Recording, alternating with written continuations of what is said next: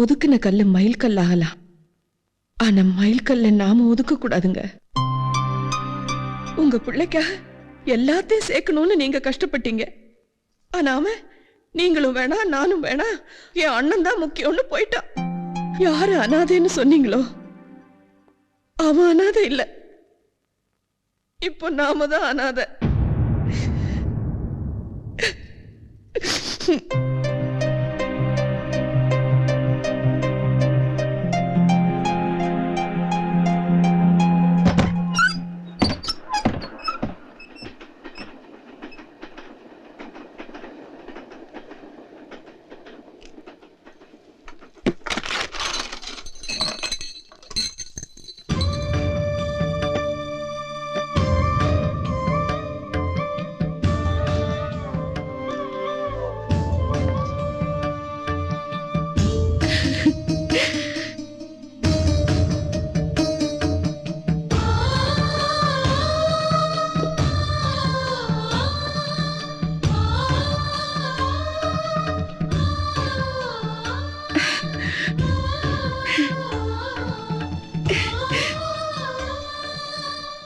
தமேந்தி, கொஞ்சம் குடிக்க தண்ணி கொண்டுட்டு வா. என்னங்க? குடிக்க தண்ணி கொடுன்னு சொன்னேன். இத கொண்டு வரேன்.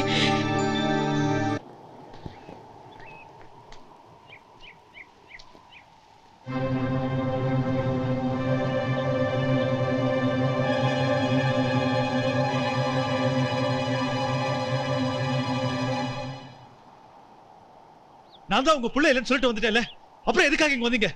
நான் உன்னை பார்க்க வரலப்பா, என் புள்ள தெய்வாவை பார்க்க வந்திருக்கேன். தெய்வம் எங்கப்பா? அவங்க அப்பாவுக்கு ஹார்ட் அட்டாக்கா, ஏற்கனவே வாங்கின மாத்திரை எல்லாம் தீர்ந்து போயிருக்குமா. இப்ப இருக்கிற சூழ்நிலையில அவர் அதை மறந்துருப்பாரா, அதனால மாத்திரை வாங்கிட்டு வரேன்னு போயிருக்காரு.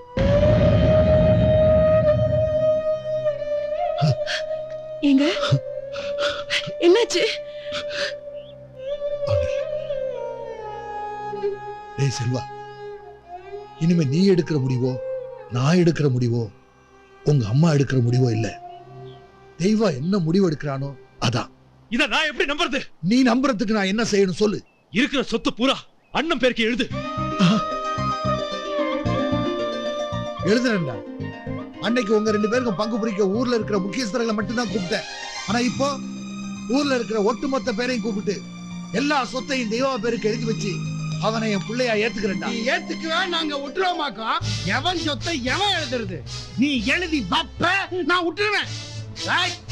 அப்பா மாதிரி நான் ஒண்ணு இழிச்சவாயனல்ல.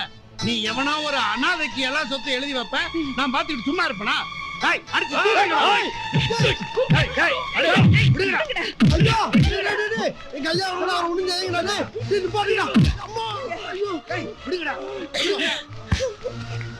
எல்லாத்தையும் கடத்திட்டு வந்து ஏன் என் கஸ்டடியில வச்சிருக்கேன்? ஏற்கனவே எங்க அப்பன்ட்ட எழுதி வாங்கின 20 ஏக்கர் நிலத்தை வட்டி முதலமா மீக்கலான்னு பிளான் பண்ணா, இந்த காணி இருக்கானே மூட்டை ஓட்ட வழியா எட்டி பார்த்து கொட்டப்பாக்கு மாதிரி குடு குடு குடுன்னு ஓடி வந்து சொல்ல வர்றான். திங்கிறது இங்க, விசுவாசம் அங்கயா? கிளவா, மூட்டை ஓட்ட வழியா எட்டி பார்த்து பாரு, அது ரைட்டு. அங்க போய் சொல்லணும்னு நினைச்சவாரு, அது தப்பு. நான் பணத்தை வாங்கிக்கிட்டு அவங்களுக்கு நிலத்தை கரையம் பண்ணி கொடுத்தேன், அது ரைட்டு. அது அநியாயமா அபகரிக்க நினைக்கிற பாடுறா, அதான்டா தப்பு. இதுக்கு மேல ஒரு வார்த்தை பேசுறேன், போனஸ் எடுத்து மூட்டை தைக்கிற மாதிரி உன் வாயை தச்சு. நீங்க ஏமாத்தி எழுதி வாங்கின 20 ஏக்கர் இப்ப வட்டி முதலுமா 60 ஏக்கர் ஆகி போச்சு. அதுக்காக உங்க மொத்த சொத்து எங்களுக்கு வேணாம். அந்த 60 ஏக்கர் கிடைச்சா போதும். மரியாதை பத்திரத்துல கேட்டு போடு. என்னங்க கையெழுத்து போடாதீங்க. ஆமாப்பா, நம்ம உயிரே போனாலும் சரி, நீங்க கையெழுத்து போடாதீங்க. என்னடா வெடைக்கிற? மேலப்பா அவுத்து விட்டா நசுங்கிருவீங்க, நசுங்கி. இப்ப ஒழுங்கா பத்திரத்துல கையெழுத்து போடலைன்னா எந்த அநாத பயலுக்கு உங்க சொத்தெல்லாம் எழுதி வச்சுட்டு பிள்ளையா ஏத்துக்க போறீங்களோ அவனையும் கொன்னுட்டு உங்க எல்லாத்தையும் கொன்னுட்டு சொத்தெல்லாம் நாங்களே அனுபவிக்க வேண்டியது. எப்படி வசதி?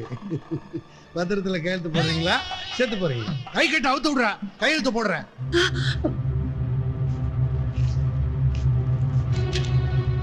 ஒழுங்கா வாங்க.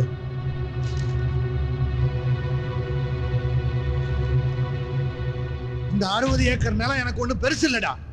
எங்க சொத்தை என் புள்ள தெய்வம் தான்டா. இந்தா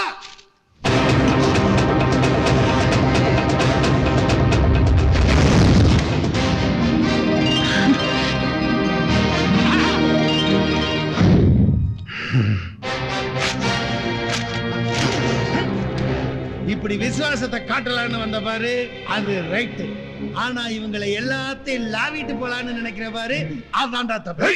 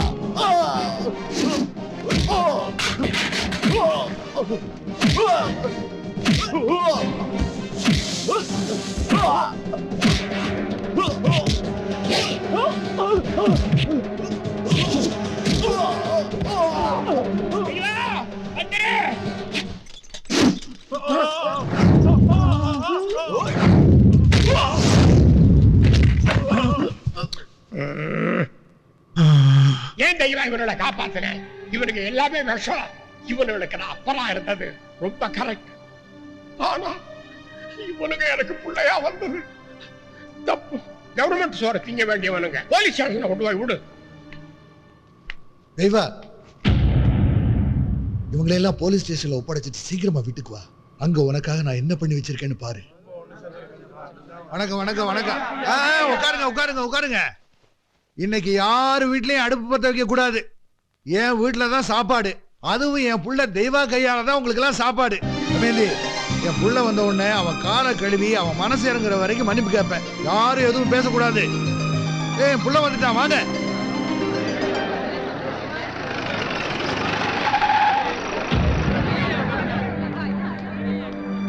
தெய்வா எங்கடா? எங்கடா என் புள்ள? அண்ணா எங்கடா சொல்லு, எங்க? ஐயா, என்ன அவையில பூரா போலீஸ் ஸ்டேஷனுக்கு கொண்டு போய் பார்த்தா ரயில்வே ஸ்டேஷன் கொண்டாந்துருக்கீங்க. எதுக்கு இங்க வந்தீங்க சொல்லுங்கயா. இது வரைக்கும் இவங்க சரியா வாழல. இவங்களை போலீஸ் ஸ்டேஷன் ஒப்படைச்சு தண்டனை வாங்கி கொடுத்துட்டா மிச்சம் இது இருக்கிற வாழ்க்கை கூட வீணா போயிடும். பச்சைக்கிளி ஐயா, என்னையா?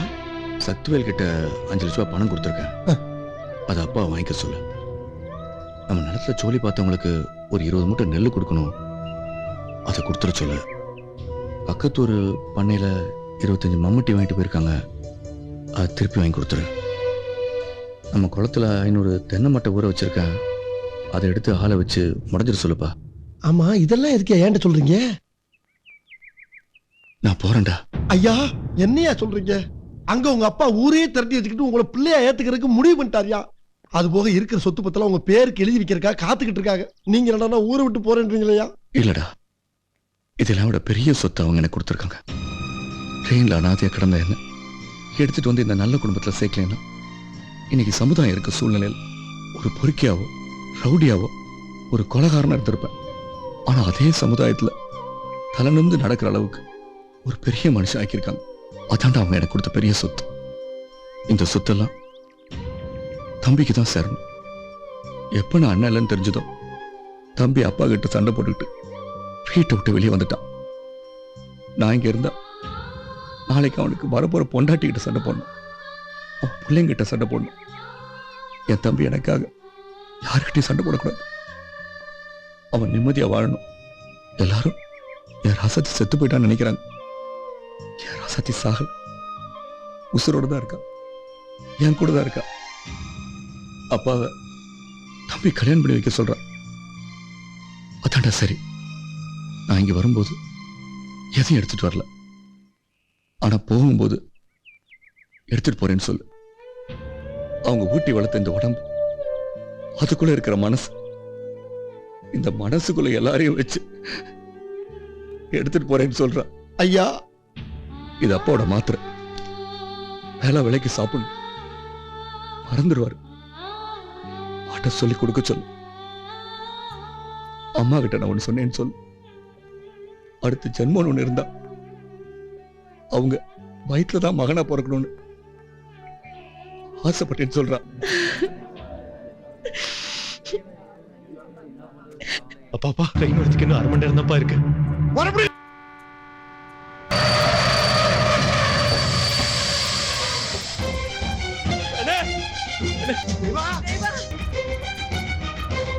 தேவா, உன் தம்பி செல்வா வந்திருக்கேன்னு.